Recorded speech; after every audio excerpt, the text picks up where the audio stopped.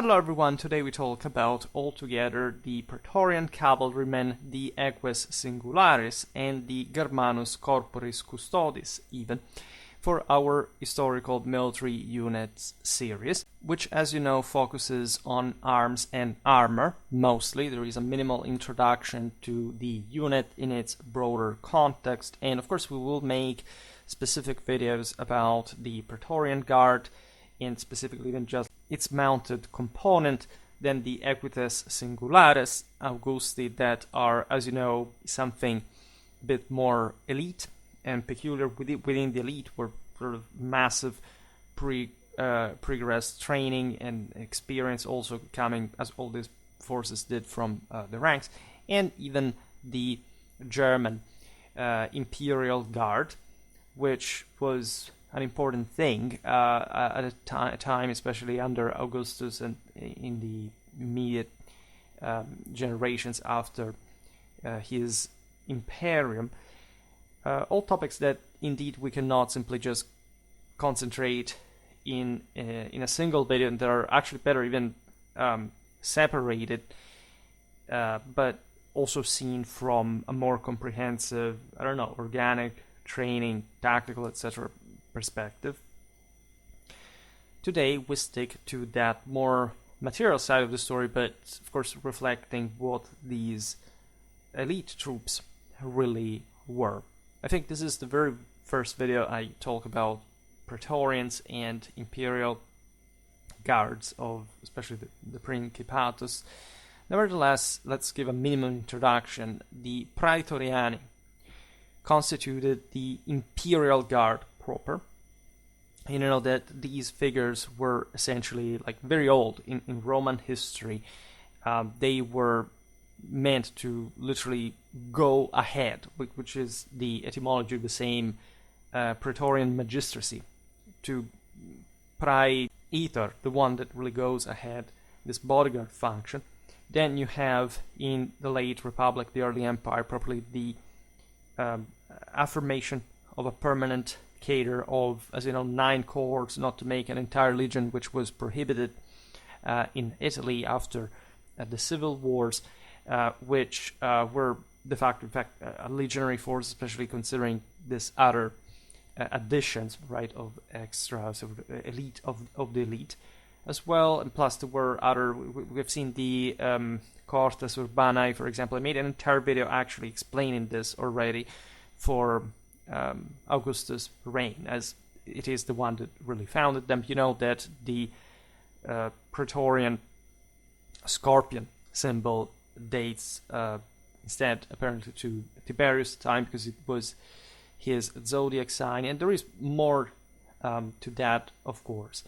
The German bodyguards are another very important topic in the history of Roman warfare that we will see separately, and also within a broader sort of Germanic history within the Roman army, which is one of the single most underrated aspects of ancient warfare, as a matter of fact. As we just said, however, next to the Imperial Guard of the Praetoriani, you have these Germani, corporis, custodis, so literally German bodyguards, and the Equites singularis Augusti, right? The sort of exceptional, singled out, cavalrymen, knights, as a matter of fact, of Augustus.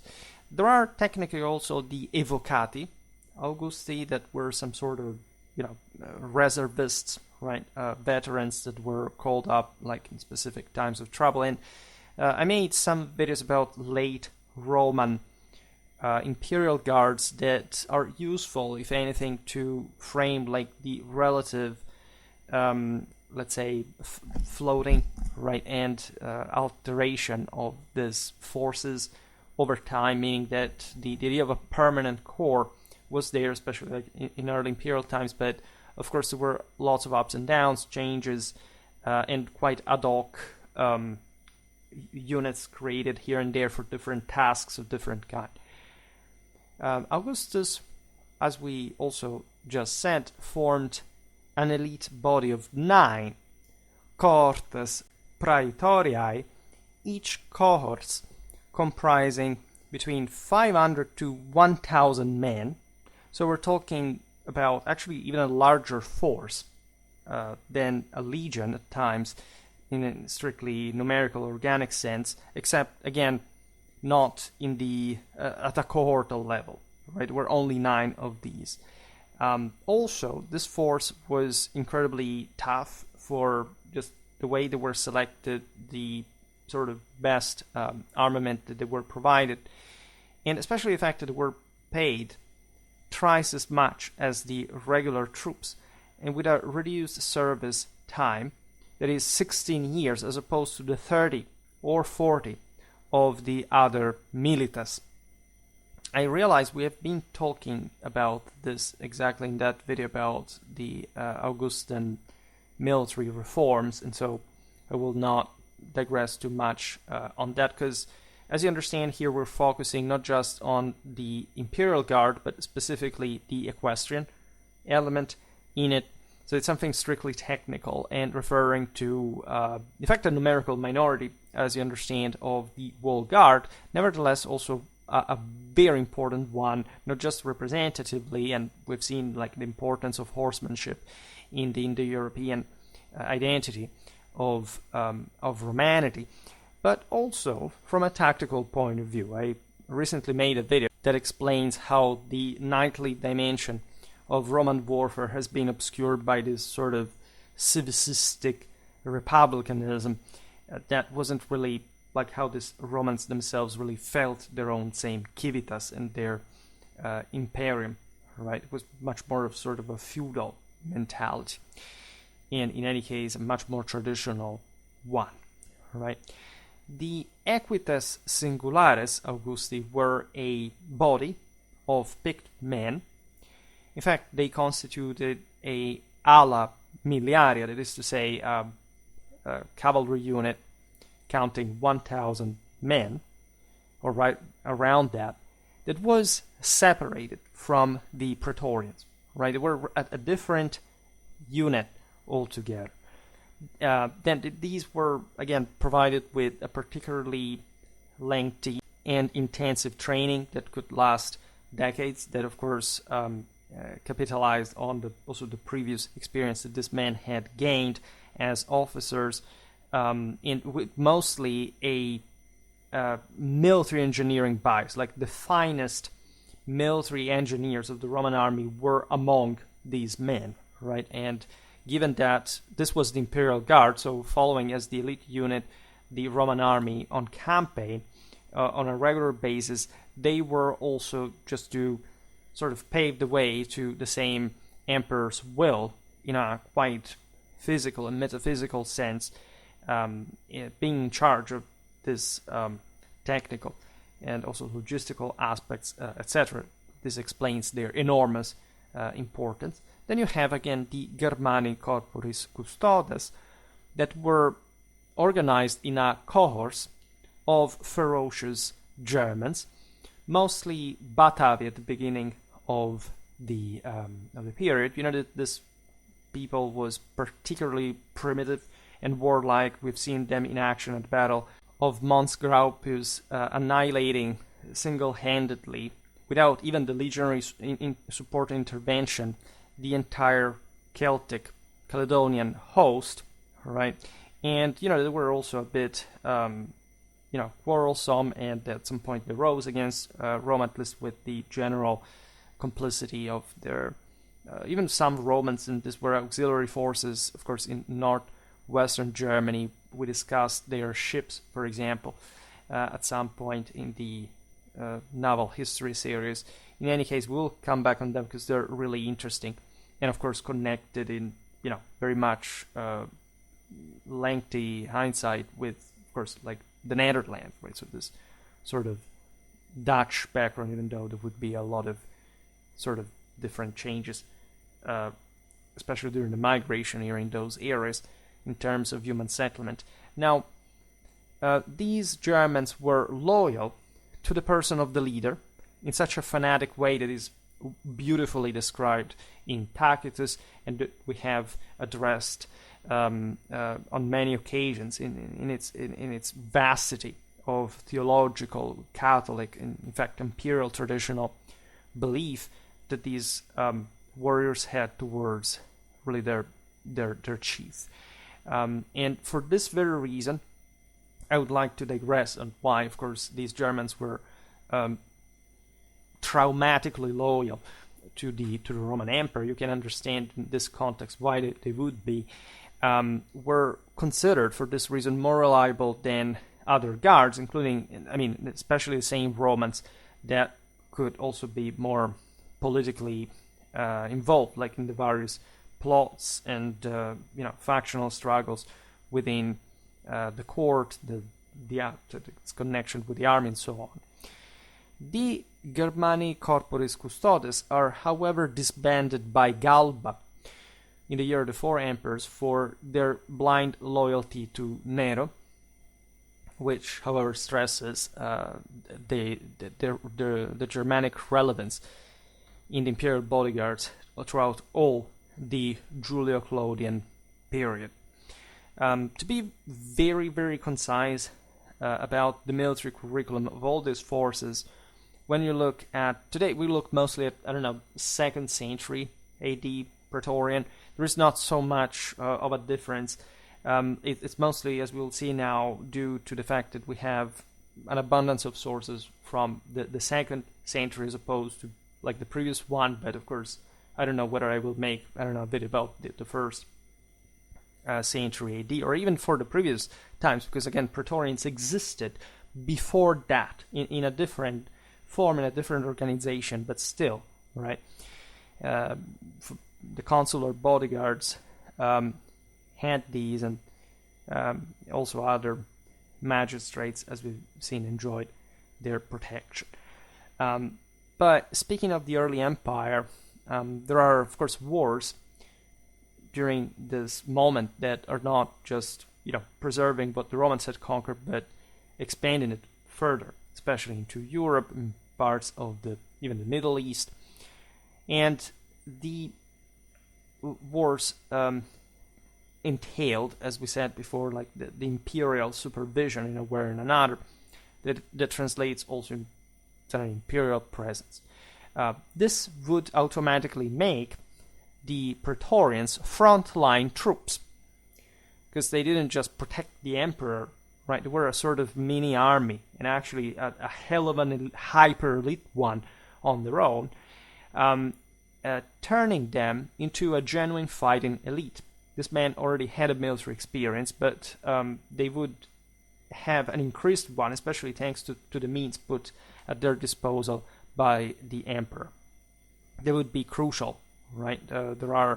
Think about how the Praetorian Guard saved the day at the Battle of the Angevarian Wall against Arminius Germans.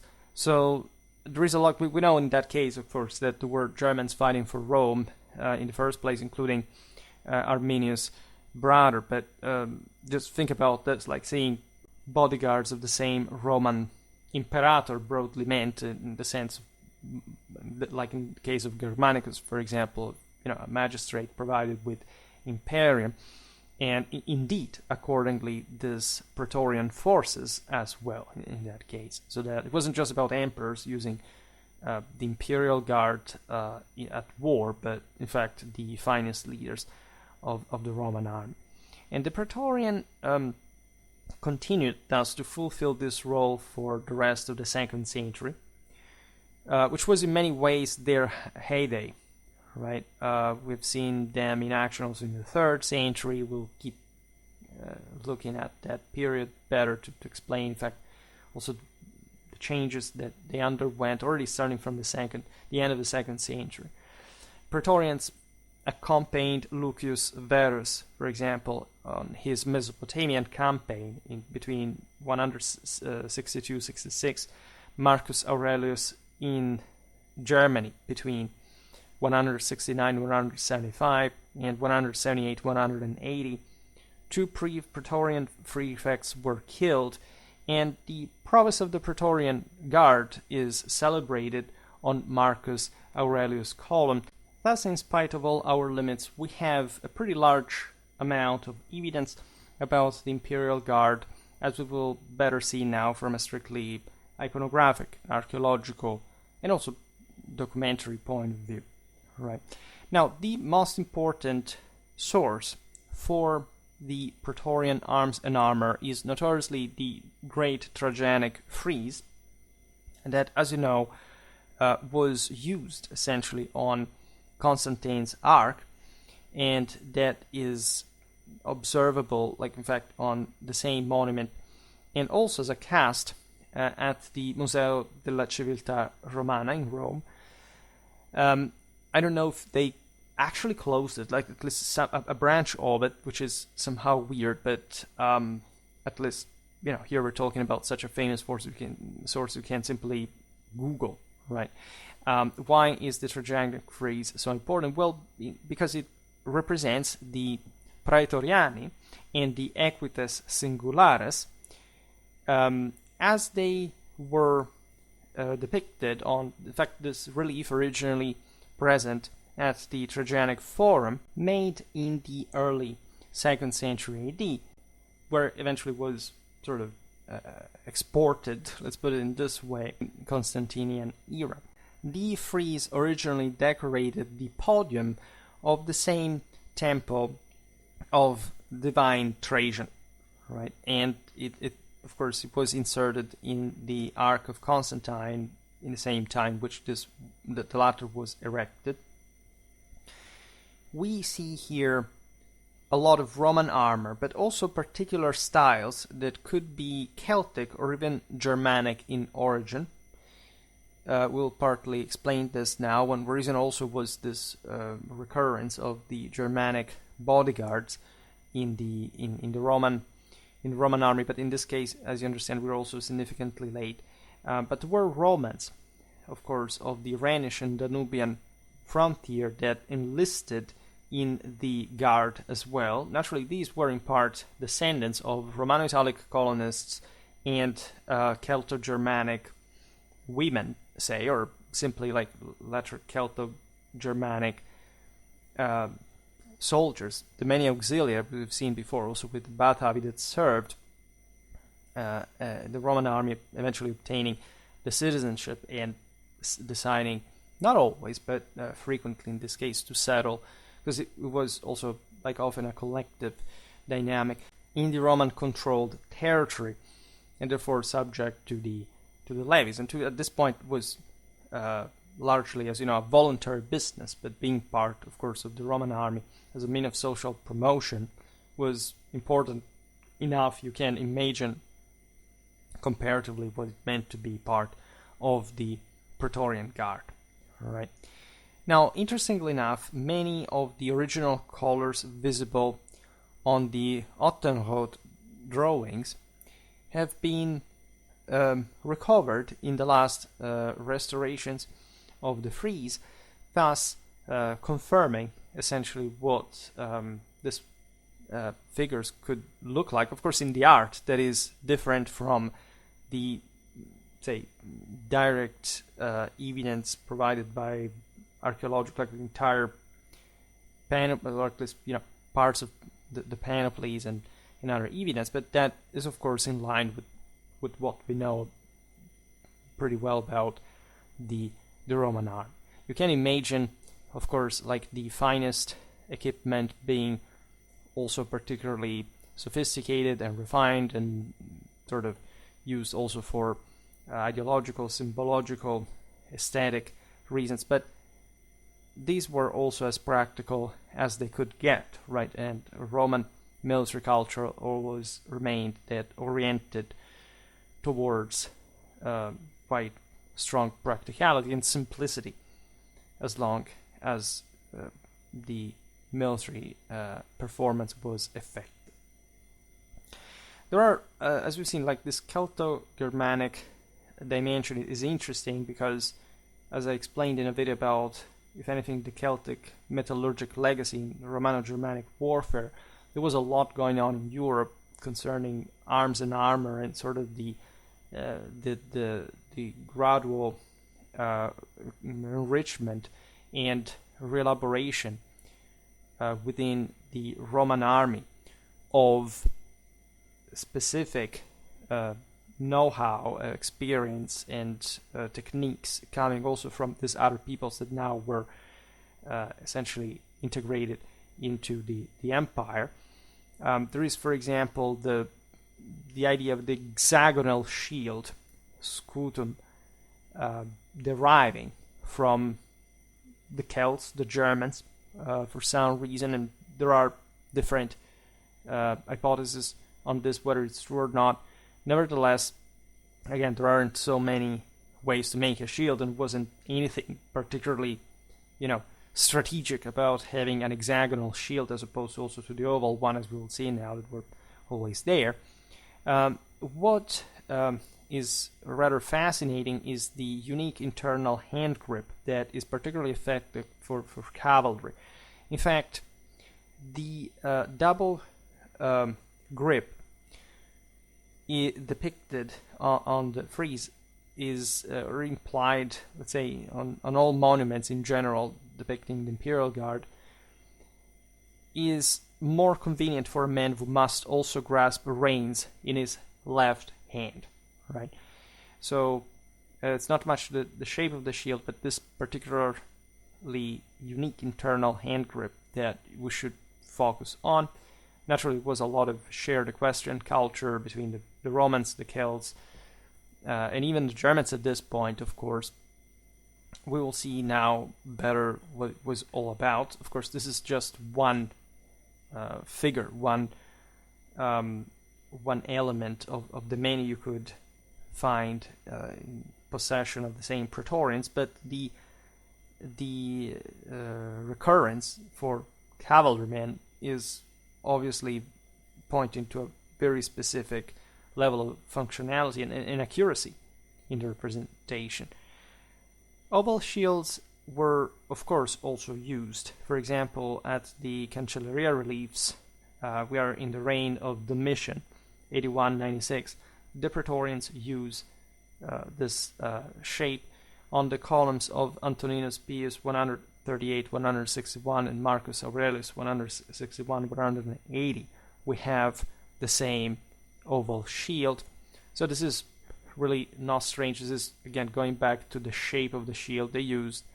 Normally, flatter shields than the infantry's, for the obvious reason that the latter was way more engaged in melee for a prolonged amount of time. It sort of relied on the shield form to introduce literally the legionnaire that is as highly trained, also as still partly individualistic in a very functionally effective way, and it's a very particular characteristic of the Roman army, on this lateral protection, and this more, in fact, solo dual mentality that in melee entails like entering into the enemy formation from different sides. For cavalry, it's all much more different, right? First of all, like a concave shield is also, bulkier. It's in construction. It entails like a prolonged struggle for men that cannot quite immediately get out of the way. Things are getting worse, and so it's not much about this, but the general, ergonomy of a cavalry man's shield, considering the whole panoply, and this is obviously evident for every people that we know of.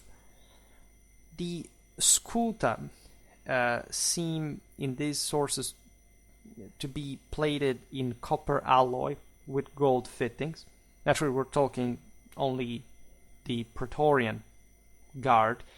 Of course, you could sort of decorate your panoply in many ways, right? There was really nothing against this, unless you sort of, went too far in terms of practicality, etc. We find so many different styles all along the different frontier regions where the army was stationed, developing the provincial characteristics that we can in fact attribute, like in this case, to a Rhenish frontier, right? A Gallo-Germanic frontier where most of the Roman army was stationed, for example. This was part of, say, it was a mix between like the legionaries' needs, local fashion techniques, preferences of sort, and of course there wasn't really a full standardization in the way we intend that. Like, you know, everything was standardized to the extent of the basic, I don't know, helmet, cuirass, shield, sword, spear, but there was a much greater variety within these typologies than we normally think, and surely we'll make lots of videos on this topic because I would say that there is a much greater awareness in pop culture, and in part considering the importance of the topics as a reflection in the most updated historiography, in probably a taste for this, for the accuracy towards this variety, for the exposure of this complexity that reflects, of course, how much of the individual warlike ethos was retained in a customized, like, personal sense. The most favorite helmet type by the praetorians, by the Imperial Guard in general, is the Attic one, embossed in gold and silver, very similar to the so-called Imperial one. We see it often adorned with scorpions on the buculi, that are the cheek guards. This was the insignia of the same Praetorian Guard, as we were pointing out from Tiberius onwards, even though these symbols were at some point sort of more widespread in a general traditional sense, but we will not talk about this specifically. The Praetorian knightly helmets are surmounted by the Gemini pinnae, that are essentially some twin side feathers in white, flanking around helmet metallic crest, the latter representing the rose of life. The Attic helmets is really ubiquitous for both Praetorians and Legionnaires, telling the truth, on all public monuments. So here we talk about, of course, the ones displayed on the great Trajanic frieze of the early 2nd century, but it would have been, I think I made a video about at least the late Republican type of Roman helmets, like inspired to also Hellenistic ones. Nevertheless, of course, the Praetorian Guard would have used like a wide array of different helmets typologies that at some point we will cover in a dedicated video to the Roman helmets to cover, because yes, some cavalry types, especially towards the late 2nd and beginning of the 3rd century, are coming to specialize. But in the previous era, aside from some, predilections for specific, say, reasons, like there isn't such a radical divide or categorization in this sense, especially considering that these forces would have routinely dismounted to fight as well. Of course, the more proper use would have been, especially this heavier, ultra-heavy cavalry by Roman standards, and also largely like, Western ones. Not talking about, say, the Iranian tradition in the steppes or in the Middle East with the cataphracts and all, would have represented, in fact, such a terrific force, like employed, especially as a reserve at the end of battles, to really finish off the enemy in the most impacting and distracting way. The Imperial Guardsmen are protected by also the 3 most common types of armor. The so-called segmented lorica, in different, again, metals. That was normally iron, but there is evidence like of bronze ones. Like this is true for all armor, also including like for organic material, telling the truth. And I will not digress, of course, on the sort of the ratios existing, because we have mostly no clue. But here we know what we're talking about. The more often iron and bronze squamata, so-called squamata, and the iron or bronze also Lorica Gallica / Concerta / Amata from the Hamis, from this hooks, rings, that male armor. Right. Now, it's important to stress that on the Great Traganic Frieze, we see a distinction made between the infantrymen wearing the lorica segmentata from the cavalry wearing mail or scale shirts.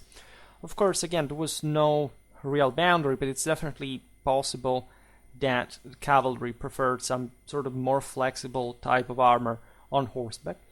This, however, depends on the degree, in fact, of heaviness of the cavalry. You can argue that if we're talking about some cuirassiers, even assuming that, of course, the segmentata could offer better protection, which is just only a relatively contentious issue that we will talk in the due see. Who cares about that flexibility? Or you need greater protection. This really depends on the various tactical operational tasks that you have at the end of the day. There is a great discretion, especially I would say in the Imperial Guard, at least for having really the highest quality of all these types of armor that you may have chosen in many ways by yourself. But again, it's all pretty standard. It's all pretty shared as a broader issue with the rest of the Roman military. We have seen how shields were particularly well, decorated in the Imperial Guard's case. We see copper alloy applique, usually a digma of golden engraved thunderbolts or 4 scorpions. We will see now better what these meanings were about. Of course, the thunderbolt was the manifestation of Jupiter's Imperium, Jupiter Tonans, to begin with. And speaking of the umbo of these shields, the shield balls, at least judging from the Great Traganic Frieze, we see a great similarity with archaeological finds, such as the one at Almeag, that is preserved at Brasov, in fact, fixed by 4 rivets. Again, the construction is not particularly complicated. We'll see now other examples of umbo and sizes, umbones plural. For these guard units, we can overall hypothesize some greater protection reinforcements. For example, bronze was typically better than iron, right? But say we see sometimes big cruciform skull reinforcements as the most viable form of extra head protection, which is also the one you're somehow more interested in. Again, there is all a development of Roman cavalry helmets that point towards an ever more massive skull protection. But that's something that also escapes a bit like the period that we are discussing, and there is no need to overly digress on it. Nevertheless, we understand that discipline, of course, was quite strict among these forces. If there was a place where essentially helmets could sacrifice to some extent auditory needs for protection, this could be a heavy unit that had to just also maintain its movements to some greater ergonomic standard. Of course, praetorians could find themselves engaged in combat in any kind of circumstance, so this is just relative thinking, but the sense is that the greater the operation, the heavier the force, tendentially greater fitting to the mass, and having just to charge straight. And of course, there would be lots of back and forth, different charges, but it's a bit like, medieval knights. Later helmets of this early imperial period witness a gradual covering of the ears that had remained overall open, witnessing the importance of receiving orders for more tactical, complex tasks, but there is a tendency to encase eventually the entire skull, leaving just the face open in part. But again, we will see this better in another video. Speaking of the offensive armament, on the figurative monuments, the praetorians are armed with a lancia, pilum, and gladius for the infantry. The equites and pedites of the guard have a light spear, the lancia, which is in fact meant to be thrown, as the same etymology suggests. Of course, it could be used for thrusting as well. It's sort of debatable where a lance or ends and a spear begins. We see tendentially the foot soldier, and so also likely the dismounted Praetorian cavalryman holding the lancia at its center of gravity, right? So more or less in the midst, and instead the mounted troops at the lower end to sort of keep the enemy more at a distance, especially also during the impacts that even at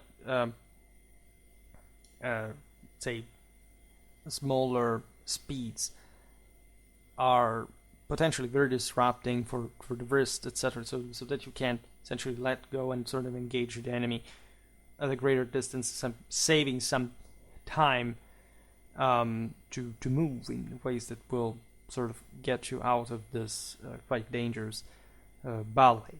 And this difference is, of course, heightened when you realize that cavalrymen mostly used the longer asta that was more, of course, useful for thrusting. For example, on the Great Trajanic frieze, we have this asta, or almost a contus, held by the same Emperor Trajan, in a way that is very reminiscent to the sarissa used by Alexander the Great in the famous Gaugamela mosaic, which is also, in fact, a Roman source.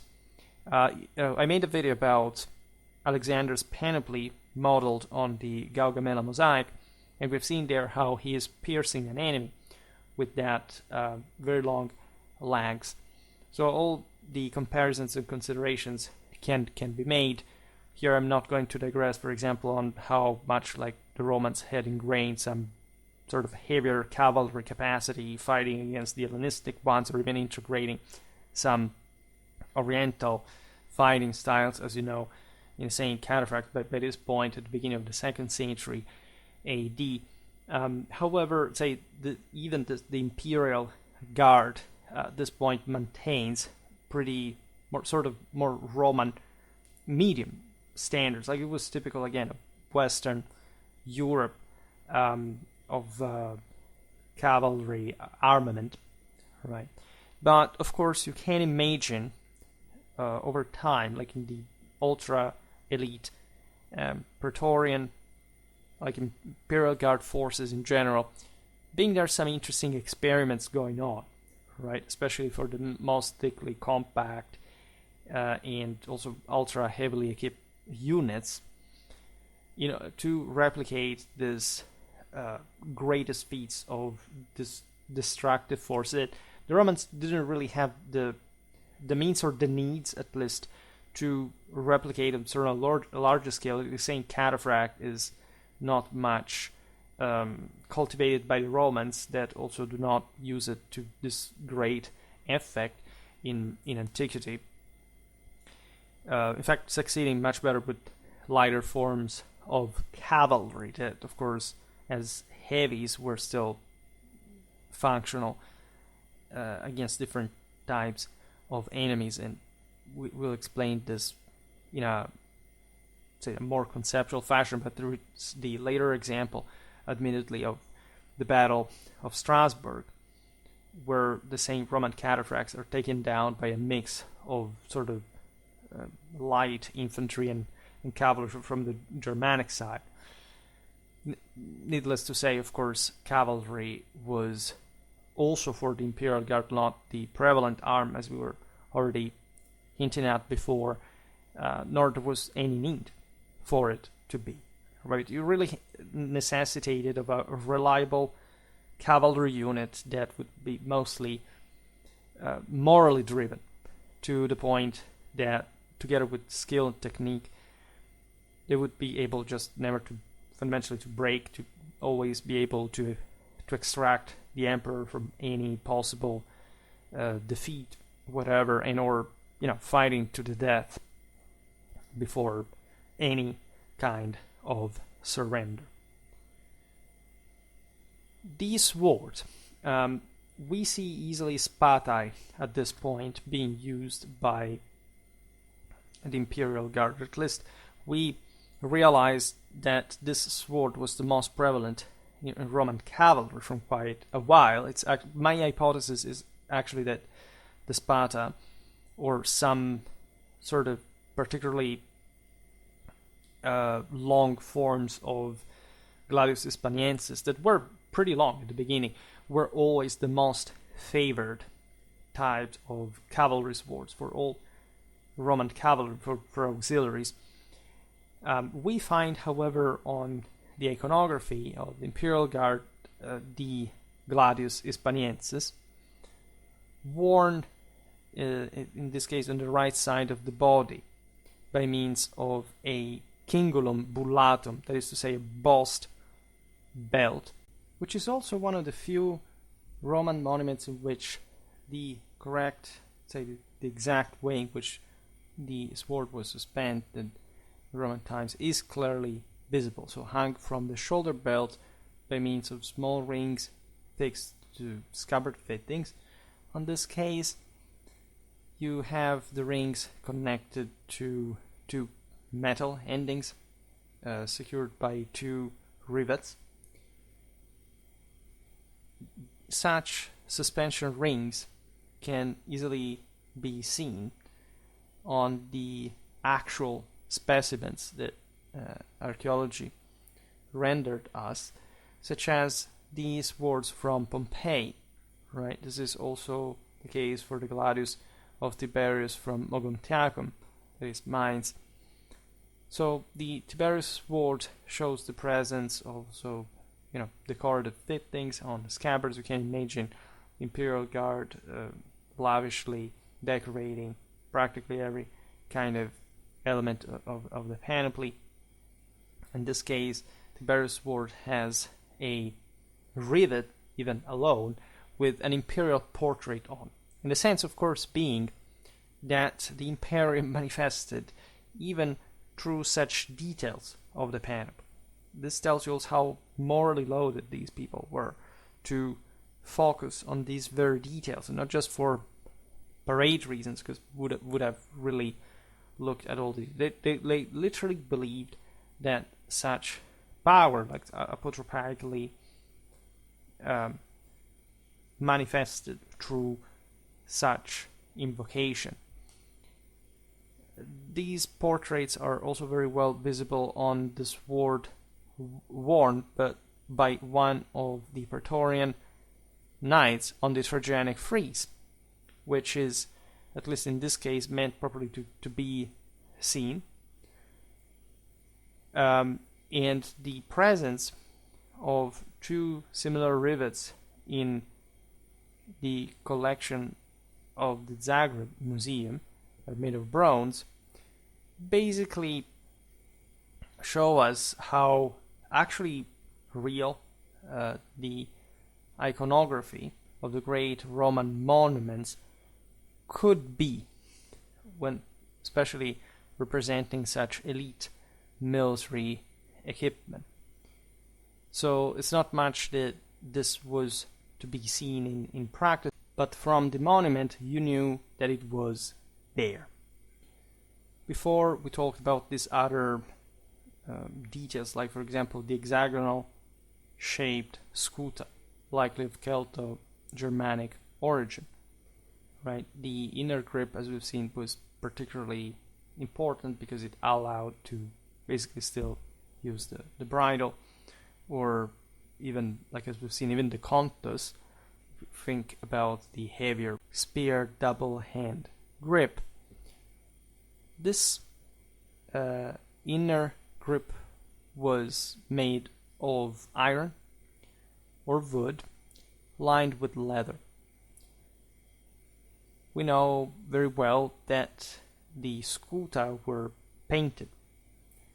The external side could be, however, completely metallic embossed with gilded iron showing different symbols, such as the fulgurus, the thunderbolt. Consider that metal was attributed particular capacities, especially when it was gilded, for example, so recalling literally the material of gods. There were 12 different rays, radi in Latin, for the lightning. 3 for the wind, 3 for some brilliant fire, 3 of hail, and 3 of rain. And of course, this was to complete the perfection of creation in this unique manifestation of power. I made a video about the shield motives on, say, the Roman scuta, decoration being that relevant for many reasons against symbolical, religious, psychological. But this was all one with identification of a single miles at times, but more preferably like the entire unit. Of course, the shields were customized on the base. There were names, there were different symbols, etc. But a general uniformity, right, at some unit level, we can imagine the turmai was there, right, and it of course meant a lot in terms of esprit de corps and general identification on the field. Remember, the Romans had a few cavalry, but actually extremely good one. We're not talking the auxiliaries here, regardless of the presence, of course, of, as we've seen, Germanic bodyguards as well, imperial guard. When we look at probably Roman citizen cavalry, I remembered before, like, recent video I made on, say, countering a bit this notion that the Romans were sort of not good at cavalry, or they were copying it from other countries. This is not really the case at all, even when you see these loans in terms of specific items or, mechanisms, shapes, etc. Like, they are just a surfacial aspect of the wall. It's not like the Romans also didn't have it on their own. It's just something becoming more generalized on the basis of a previous pattern, but the Romans even implementing on this, showing how more advanced already they were, of course, for functional purpose. Whenever you see a scorpion, you know that fundamentally there are praetorians around. We've seen this on the shield and the chick guards, the decorations, of course, in the same insignia, right? I made a video about the signether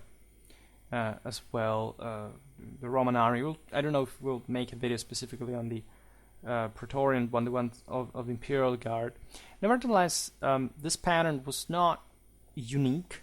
There were others as well, and of course, you could have seen such symbolism also in other, parts of the Roman army. There is, for example, a swirling vine tendril blazon, which appears in an almost standardized way on one of the shields of the Louvre relief, on the Pozzuoli one in Philadelphia, and on a shield carried by a Praetorian on the same great Trajannic frieze.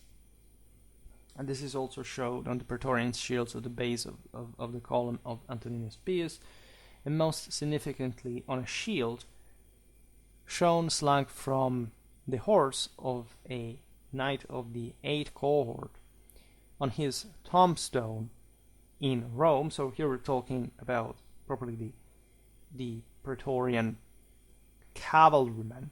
This is quite interesting because it shows that, of course, there were so many more symbolisms than the ones that we can just also attentively interpret, which requires so a great deal of research, like in insights of history of religion, and it's not always that explicit, at least in for the reason why it was used by the praetorians, or at least we do not know the precise meaning of the same from the general availability of sources. There were really no uniforms intended in the sense of, being peculiar just to the Praetorian Guard, as we've just seen. One, however, was the civilian toga, worn whilst on duty at the palace and in the capital in the first 2 centuries of the empire. We're told by Tacitus on 2 occasions, in Annals 1627 and Histories 138.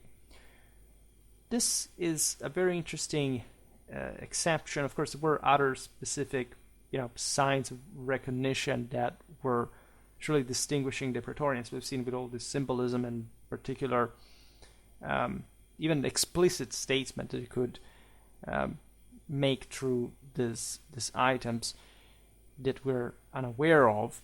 But the latter has to do essentially with the political relevance of and hierarchy within the same Roman army and in the same imperial guard. Right, we will explain this perhaps better, speaking about the broader meaning of the civilian toga. But it was apparently a feature unique to the Praetorians at a military level. This was per se an issue of uniformity, for example, just to begin with, but it was not entirely connected to, as we've seen also, the entire service, just on certain places. So that's quite unique, right, to stress a sort of civic continuity also within the laicity of such military presence in Rome that, as we've seen, could not be a legion, even though it was actually a larger force. We also talked here and there about why the Roman army was not fundamentally uniformed in color.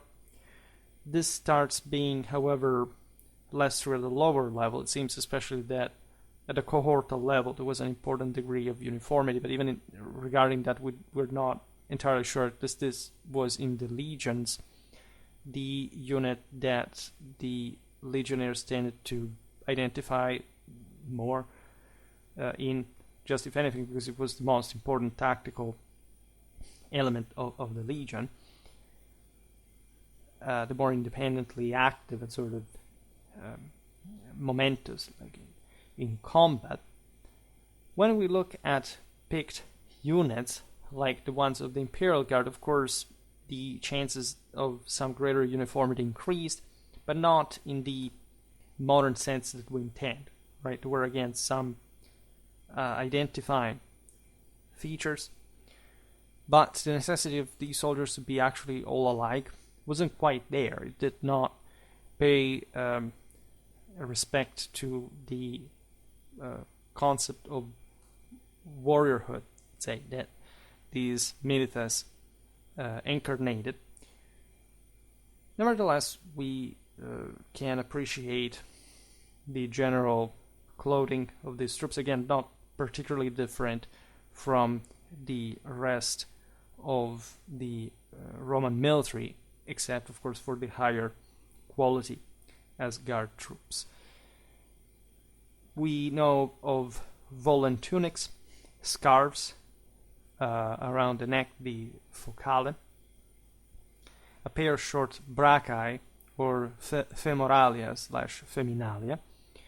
What is interesting, as you know, that is, by this point the Romans have largely adopted Celtic, originally Celtic items, right? That could, especially if these troops were customizing their own equipment and coming from the very frontiers, be decorated with patterns stemming from those places, I don't know, Britain, Gaul, etc. The focale and the tunic could perhaps be the most uniformed elements of the guards' clothing. For obvious reasons, were sort of the more, like, we know of scarves being that we've seen it many times in history. One of the easiest, at least, recognition items. Then, of course, the tunic as a whole was the most visible, or the one at least underneath the armor. It could be also decorated in a particular way, identifying sort of element of the respective unit.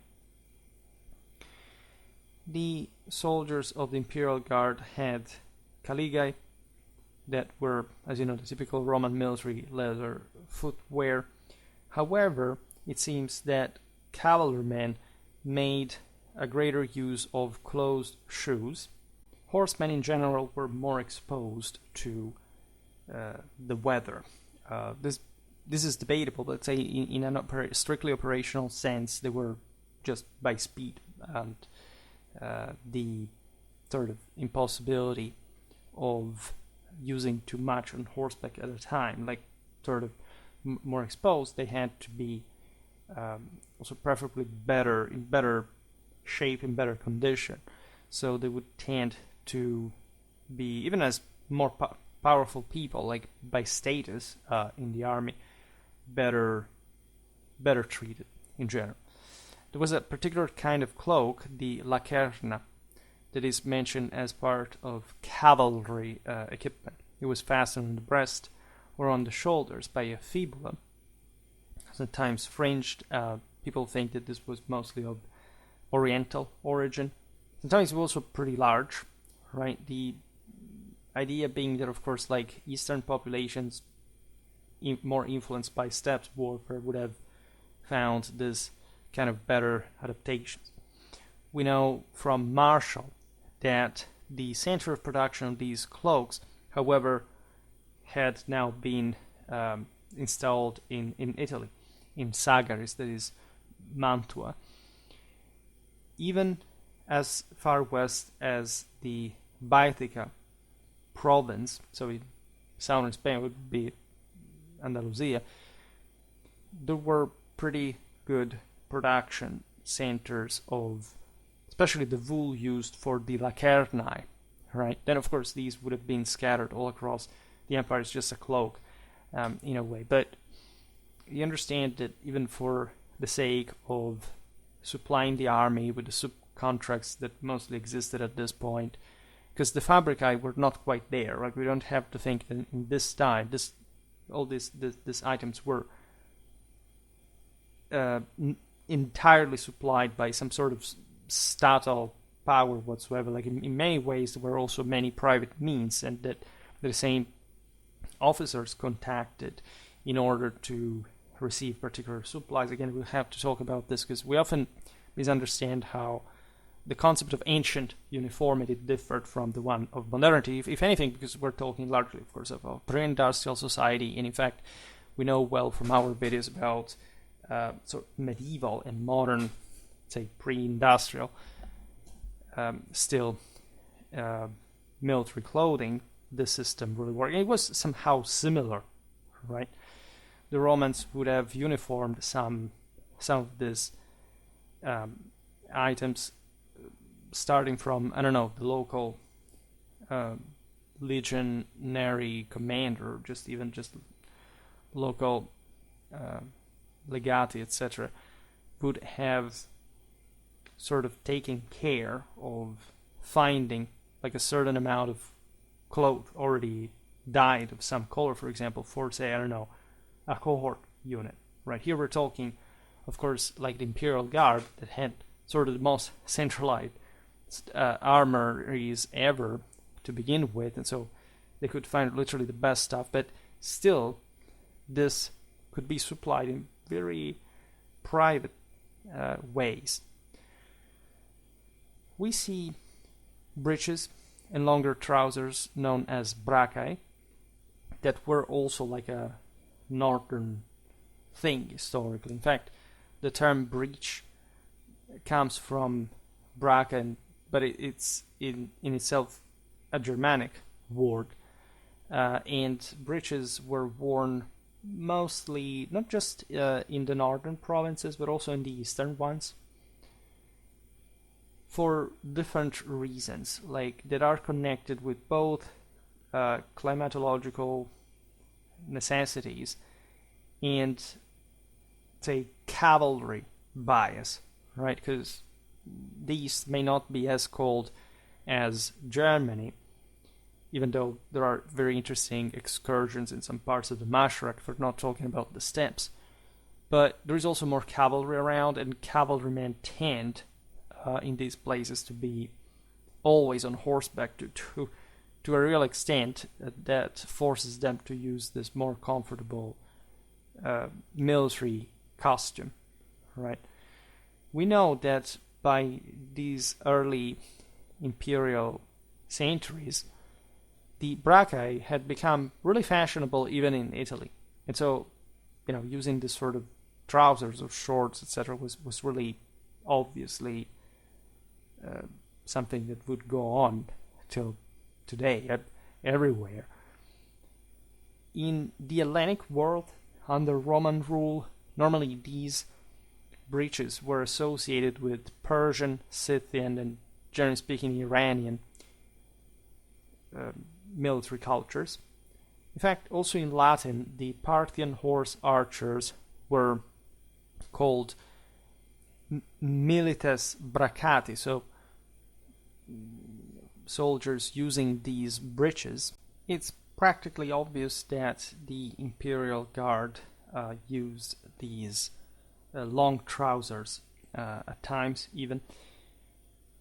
The Eques Aurelius Saturninus, on his gravestone dating to the empire of Commodus, shows, for example, that long trousers were already established as part of the praetorian cavalry attire.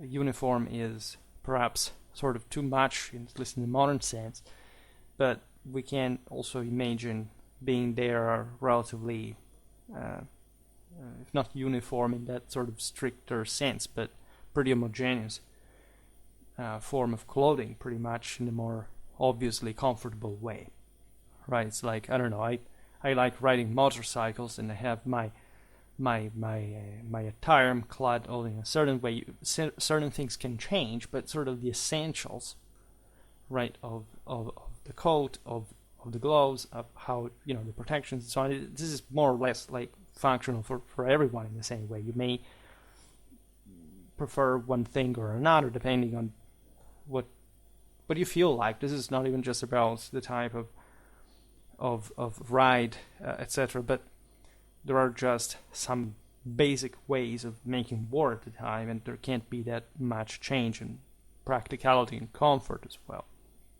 One can, of course, debate how much the military training really allowed you to have much to say about things like comfort, for example, but we don't have just to dismiss it. Consider that these troops, especially in the imperial household, were incredibly privileged.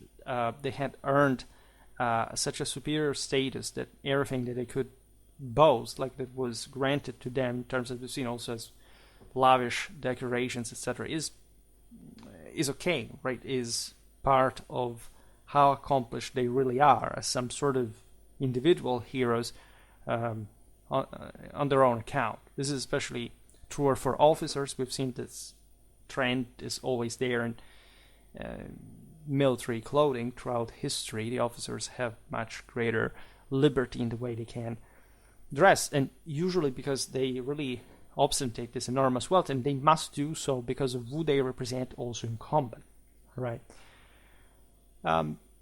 It's important to talk about the horse harness as well, because definitely I will make a video just about Roman war horses, but a little word here for what you could normally see. You have leather harness. Leather was normally painted.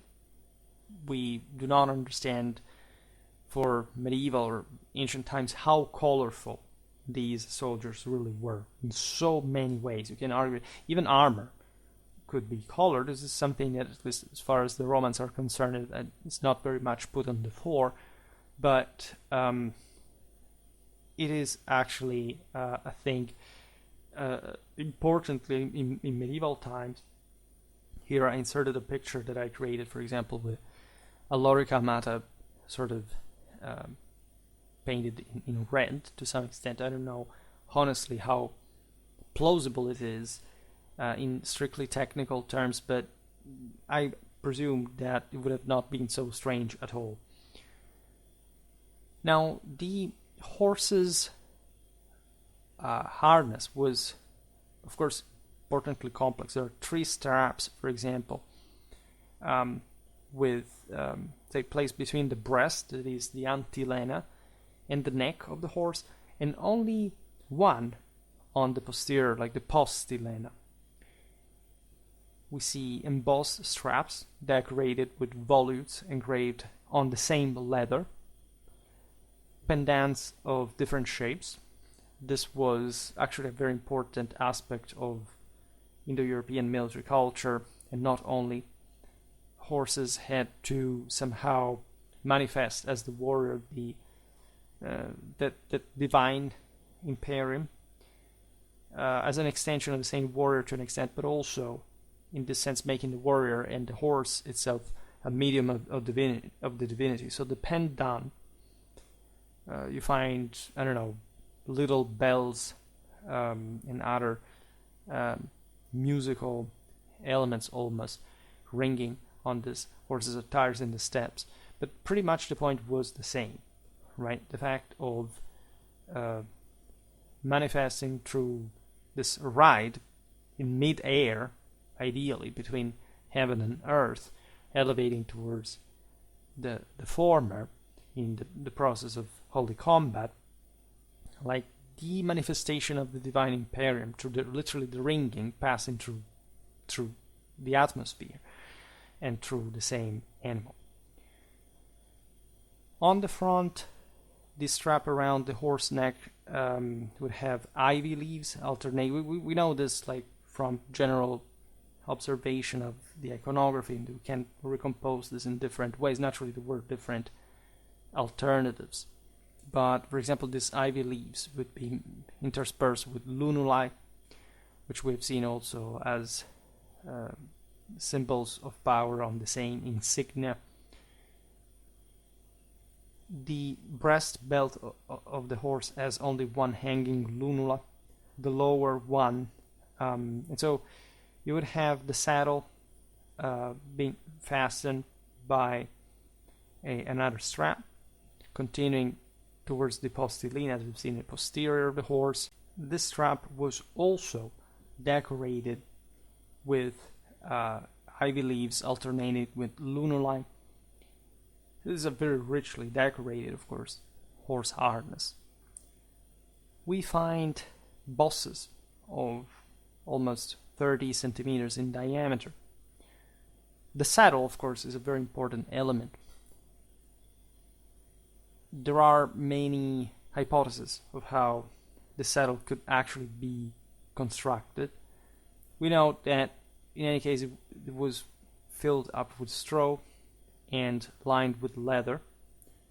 There are so many different, hypotheses. In my opinion, a bit too much. There are some authors, I will not make the name, that tend always to come up with, oh my god, we have found out my model, how it was. Of course, like in part, that's commendable, but let's say, how important is that even really? In the bigger picture of sort of the Roman art of war, and what you could sort out from like this, knowing that we can't just know so much, and that at the end of the day, in fact, we don't know. How relevant is this really, right? The saddle was further covered by a red scarlet saddle cover drape, which make pendant with presumably the rest of colors of tunic. The colors could alternate as well, but there was always a meaning contained in the color itself, so that even combinations were of course tempered in that sense. The fastening system of the horse's bit was seemingly two small rings attached to the main one, right? There was a sort of more articulated bit, of which we even have an actual specimen from the early 2nd century, found at Neuwied, Niederbiber, on the Rhine frontier. That, of course, helps us understanding how, like, also the iconography works with the actual devices. Naturally, there's so much we could say about these imperial guardsmen for the sake of course, a bit more about spiritual history of warfare. It's really about the Roman army we just know so much, That is a lot, but it's really not everything that we would like to know. It's actually far from that, right? In many ways, we know better. Like here, we mostly look at the equipment, so some sort of technicalities, right? But what I find, of course, more interesting as a historian of the art of war is how the whole military machine worked, right? So this greater emphasis on, let's make drawings showing how these soldiers actually looked like. Let's pretend that basically, like the entire sort of history of warfare should gravitate around this figurinism of sort. It's something I've never really liked. Even though I like very much military aesthetics, I like, the dioramas, I like, myself, like legitimate historical art, also made by, as reconstructions, etc. I think they're very beautiful, they can attract very much, but just know that you can't simply stop at that, right? That's the easiest thing to do. If anything, if you have an internet connection, you can find so many of these images, but is that really relevant? Like, we are essentially dumbing people down at so many levels, whereby the problem seems to mostly revolve around that people give too much importance to their own subjective individual self, thinking that essentially what they think is what is worth per se, without any merit or actual like consistency or quality. And so obviously, like, if you're just going to look at pictures like children, you just stop to that, right? There is no other, like, you will not actually learn the art of war, basic, even organics, like even things that are not immediately connected with how an army actually works on the field. And admittedly, these are very complicated stories. Like, for example, this one about this various units appearance is actually very very condensed. Like, we could bring so much different evidence to reinforce what we just exposed. But overall, like, what seems to be sort of the basics, I think is enough, right? After all, we don't have to, again, we don't have to, we could, of course, do some more. I hope in the future we'll do some more on this very topic, but I'm much more looking forward to covering the general, like, let's talk about these units as units, or their military history, or how they were organized, or where they came about, right? And that is much more interesting than just the figurine per se, right? But I hope that at least you appreciate my AI art. That is, of course, not AI but of course it adds a bit the touch of coolness and more sort of graphic artistry to some models that I carefully choose and sort of adapt to the circumstance. Even I correct this all. I think the importance here of the pregressed, say, if not necessarily expertise, because I'm not an expert about ancient warfare. I virtually am, but at least I'm not like an antiquist myself. is, and nor I am, again, an archaeologist, so eventually the very material details I can't relatively skip, but I believe me, I do make some research, and I actually correct AI for giving me pictures that I can blur a little so you don't see also what, could present like maybe a millimetric issue that people can use. And so it's just like the concept, the idea of this warrior. And I make so many different samples of this before one's correct, right? Is at least, presentable in the most expandable fashion, right? And I believe that the result is not that bad, right? And that there is actually, like, at least in this, AI is incredibly useful, and we can definitely use it to a generally positive end. Nevertheless, for today, I stop it here. I just hope that you enjoyed this video. If you did, please share it. Otherwise, leave a like or subscribe to my channel if you're interested in my upcoming content. As always, I thank you heartily for listening to me. I wish you a nice time and see you next time. Bye.